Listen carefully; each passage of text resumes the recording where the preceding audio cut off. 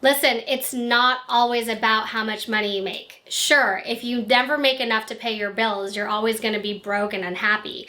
But I have clients, literally, they make 7 figures. They make multiple 6 figures. They make what they need, they spend what they make, and they always spend more than they make.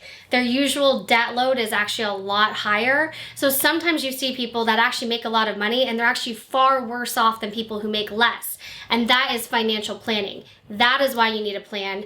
That is why you need to know what you spend versus what you make. That's why you have to have investments, reserve accounts, all of that stuff in place. Because otherwise you can keep making money and you can keep spending money and you can always spend more than you make.